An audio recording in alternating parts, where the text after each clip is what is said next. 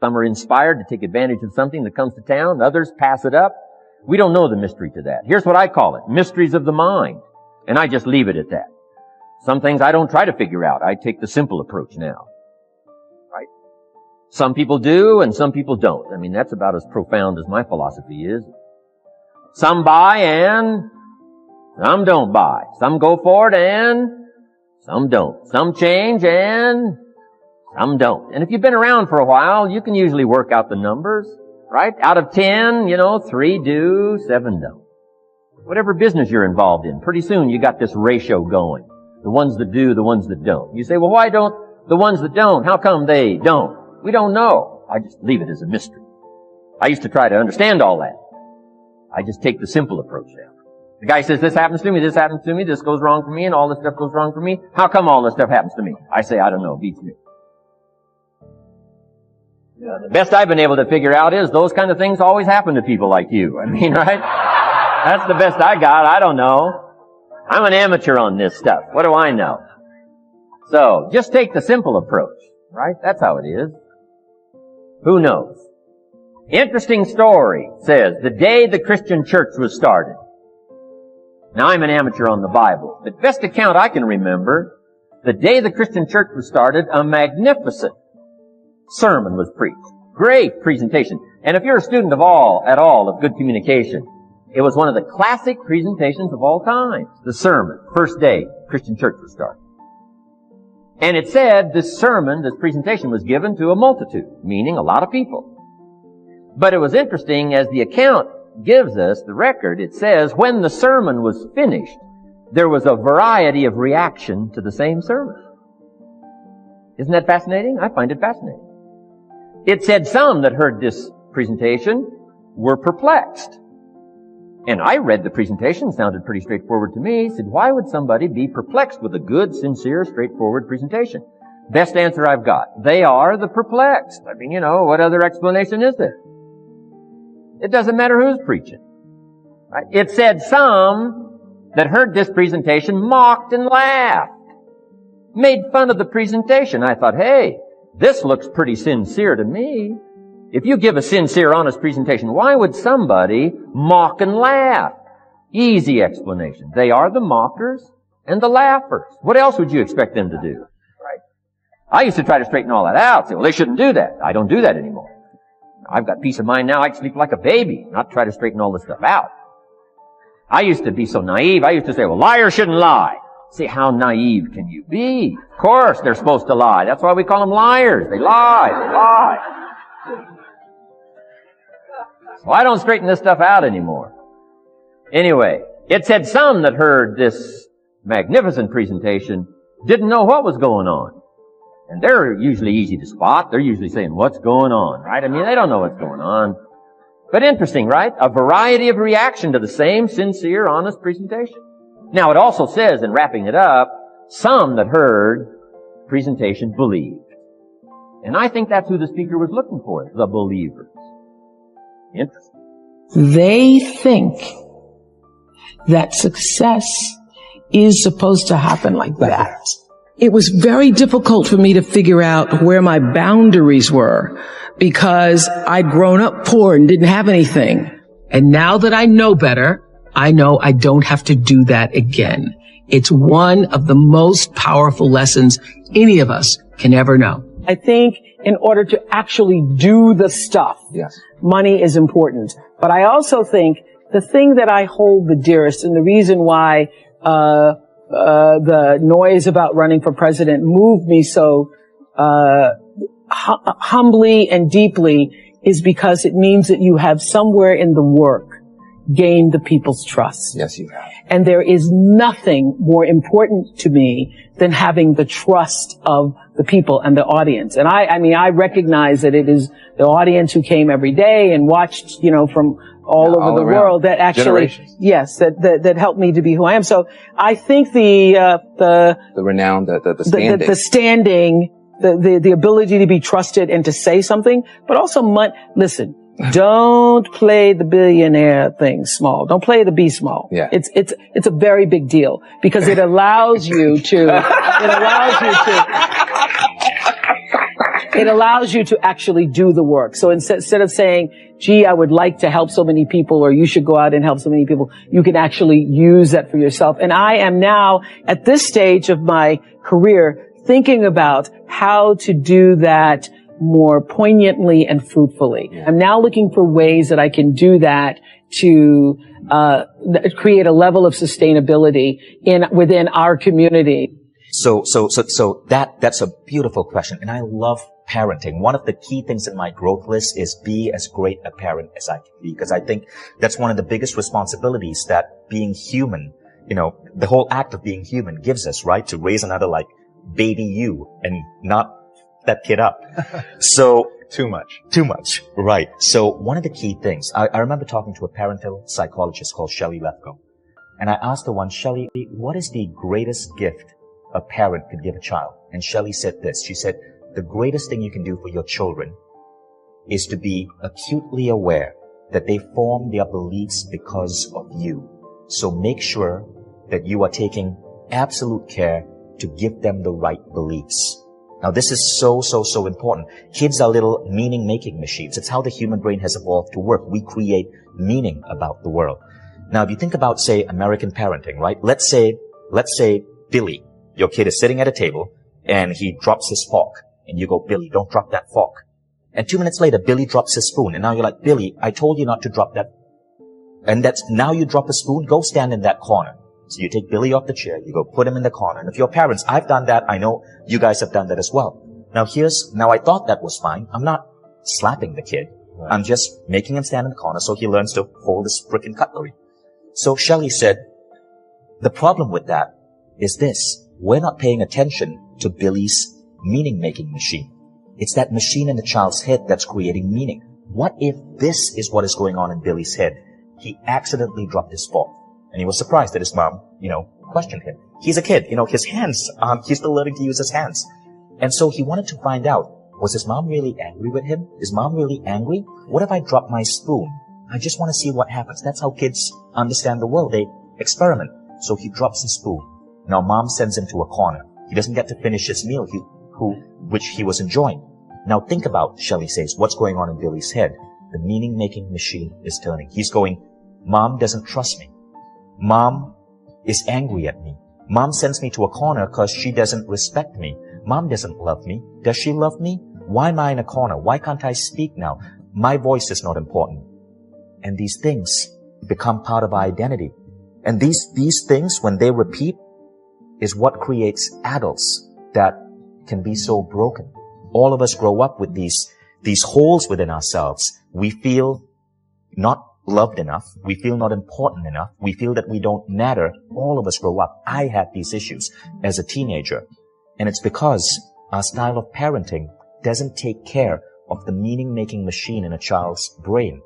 So how do you do that? Well, you be acutely aware of how a child's brain works. So with my son, let me give you an example of the opposite, right? I was driving my car with my son 2 weeks ago, and he asked me a question. I can't remember what it was, but it was something about science. He's a science junkie.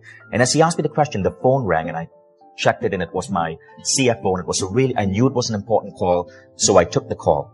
And 2 minutes into the call, I realized I'd ignored my son. Now, what does that tell him? It occurred to me that his meaning-making machine might go off and go, oh, Dad's work is more important than me. I'm not important. Dad's CFO is more important. So I paused the call, and I said, Hayden, I am so sorry. Your question is so important to me. You're the most important person in my life. I just need to finish this call because it's only going to be 2 minutes, and I'm guessing it's something urgent, and then I'm going to give you full attention. Those simple statements tweak his meaning-making machine and gives him a sense of importance, gives him a sense of understanding that he is truly important. So as parents, you want to be careful of that. Now, if you do that, your kid is growing up with healthy beliefs which are empowering, beliefs of confidence, beliefs that say, I matter. And when children have that, they are less immune to the rules of the culturescape. They are less immune to a religious leader who might say, you're a sinner because you ate the wrong type of meat, or because you didn't follow some arbitrary bullshit rule written 2,000 years ago. They are able to use their own, they get a positive meaning-making machine. And they are better able to use that sense of power and confidence to navigate the world without falling for other people's boat? What is it that gives your life a sense of meaning and purpose? Because once you find that, it puts you in your power place. See, if you know what your life work is, I encourage you to start working on it. If you can't do it all at one time, do just a little bit of it. You know what I'm talking about? Okay. And so, I just want to, for a moment, I want us to be okay talking about fear. Because when we talk about it, we can disseminate it, we can minimize it into the nothingness that it always was. At the end of the day, the only thing that you really control is yourself.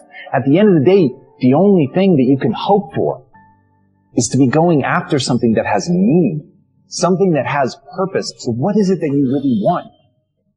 I need you to open up your ears. Open up your ears. Because the you from the future is telling you thank you. That is when you need to develop that unshakable self-confidence, that believe that you can do it. And confidence is not the same as arrogance. You see, arrogance is thinking that you're above everybody else. Confidence is knowing that no one is above you. Do you feel confident enough in your own abilities that you can do what it takes? Are you willing to bet on yourself? Not just words, but action. Well, I think the one thing that discipline definitely does help you with is it helps you get things done. And when you get things done, when you actually do things, you have more success. If you have more success, and sometimes a big part of success is just not being fucking lazy and just doing it. Yeah. That's like 90% of it is just showing up. Get there and start working. Like, you're not going to feel perfect every day. If I only worked out when I felt good, I'd be a fat. In other words, most people don't give themselves enough credit all the time. They're very aware of these 20% things and not aware of the 80, right? And that's why the dosage is so important too. You've nailed it. It should be 80-20, right? Because people get addicted to this. I'm not good at this. People don't like this about me. I don't feel good. Instead of focusing on the 80 and stacking up, wow, I did eat what I said I was going to today. I did get up when I said I was going to. I made the amount of phone calls. I treated people in such a way I promised myself. It's not just doing those things. It's rewarding it. It's being aware of it and stacking that up. And this is the most important thing.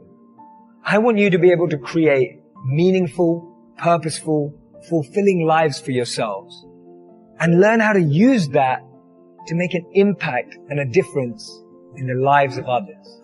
That will be true success. And we are all too familiar with the waiting that this life in this world deals us. With another round of resumes to send out, or another round of chemo, another negative on another pregnancy test, another underwhelming first date, another specialist, another gray winter day, another shift at the same old job, or another afternoon staring at the four walls of a prison cell just waiting for the night to come. How can this be it?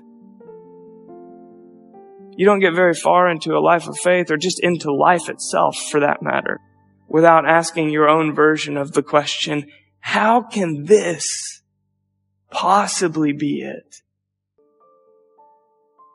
You know what it's like to ask that question? You asking some version of it now even? You're praying about your finances, but you see nothing.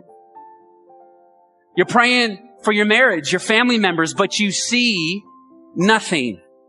You got a report from the doctor, but you are praying for healing, but you see nothing. At work, in your company, you're seeing nothing. You got a dream, but nothing. Friends, you may see nothing, but you can bank on the fact and the promise of the resurrection that because Jesus is alive, when you see nothing, it means that Jesus is up to something. He's at work. He's not constrained to time and space. He has no limitations. Right now, He is sorting your life. He's figuring things out. He is always at work. When you don't see, He's moving. When you don't feel, He's fighting. When there is silence, it doesn't mean He's still. You may be down to nothing.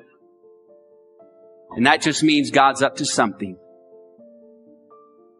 You got to understand, God wastes nothing. Be careful, because the enemy loves to tempt us, loves to make us think that we have wasted seasons of our lives. But because of God's sovereignty and because of God's providence and because God knows both beginning and God knows end, we can trust that God wastes nothing, because you never know where God wants to take you, because God is using it all. Over and over again in the Bible, we're told to wait upon the Lord. When you don't understand, don't be unwilling to wait.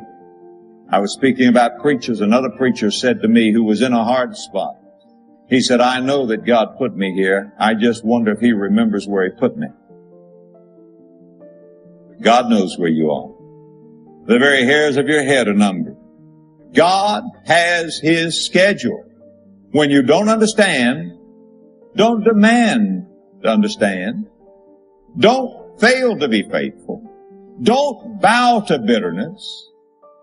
Friend, don't be unwilling to wait. God is never late, but he's never ahead of time. It's like the sun coming up. One thing about the sun coming up is you can't hurry it and you can't stop it. And that's the way God is. God is always on time. No matter what you're going through, he's an on-time God. Number one, I found out he's never early. Flip that coin over, though, I found out he's never late. He's an on-time God. One of the things you and I must always understand is that while you're in the waiting room, God is in his workroom. And that while you are waiting on God to give you clarity, waiting on God to grant the favor, waiting on God to open the door, waiting on God for the opportunity, waiting on God for closure, you've got to understand that while you're still waiting, God is in his workroom, in his sovereignty of his plan, and he is working in your situation. He is working in that situation. He is working all over the world and in all spaces at the same time. God's waiting room is God's working room. And sometimes we got to remind ourselves that he is working. Psalm 131 is one of the shortest Psalms. It's 3 verses long. You can read it in a second. Charles Spurgeon called it the shortest to read, but slowest to learn. We bear witness to the light by learning the peace of God and trusting him in the midst of the dark. And Jesus preferred teaching metaphors were agricultural. He's constantly pointing out ways that the Creator has written divine lessons into the very soil that we live on. And it is a miserable farmer who plants a seed and then goes out day after day to anxiously look to see if it's working.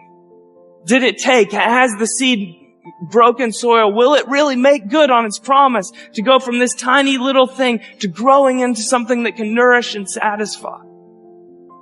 No, the farmer has to get used to the rhythm that every harvest requires waiting. That between planting and reaping, there are long stretches of cold, dark days when all the real work is happening in underground, invisible to me. Every time a farmer sows a seed, it's an act of radical trust. And every winter between planting and reaping, that farmer must know peace in the midst of darkness. Waiting is where we discover peace or get eaten alive by anxiety and toil. Peace, that elusive state that we're all after, it's ultimately not found in resolution. Peace is not the end of the wait, because what I'm waiting on is just going to be replaced by another need, and then another, and the next one will feel as urgent as this one does. There's a deeper sort of peace, a variety of peace that cannot be taken by this world because it wasn't given by this world, and its presence. Peace is God's presence in the midst of pain. It is not the absence of pain. It's God's presence here with me in the waiting, not the end of the wait. When you're waiting, you're not doing nothing.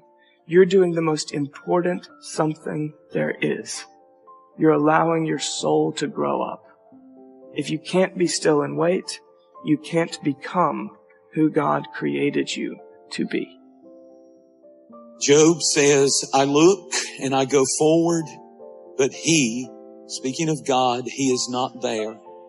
And backward, but I cannot perceive him. When he works on the left hand, I cannot behold him. And when he turns and I turn and go right, I can't see him then. Verse 10, but he knows the way that I take. When he has tested me, I shall come forth as gold. Powerful, powerful words. It's obvious that Job is in a time in his life where he's saying, God, where are you? He's saying, God, where are you? You seem unconcerned, absent, and silent when I need you the most.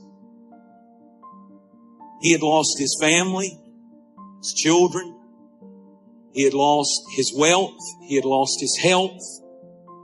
He had lost his friends.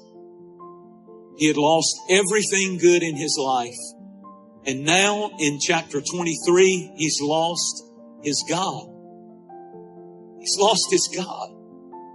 I mean, that's when you really hit the place about as low as you can go when you can't find, you feel like you're God abandoned. The absence of God is unexplained. He's not there. God, where are you? He said, I just don't see him.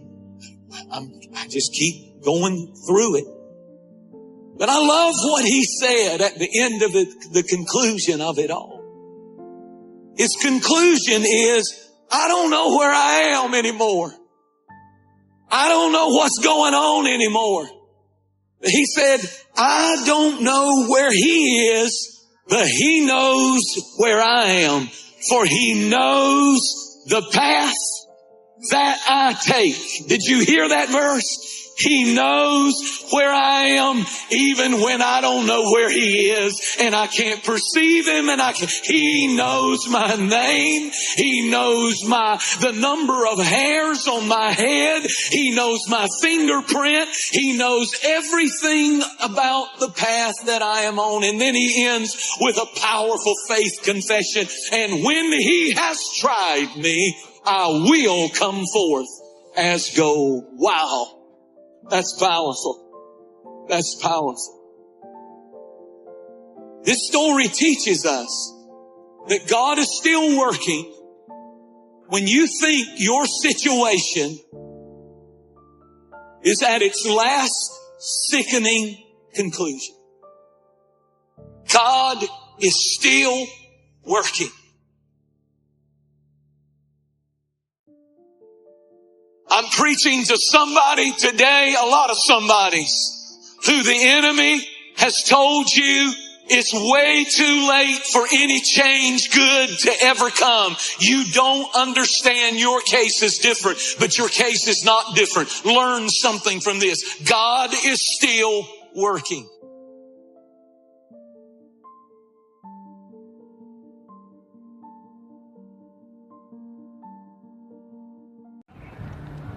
Ladies and gentlemen, success is not found in waiting for the right moment. It's created by forcing yourself to take actions right now.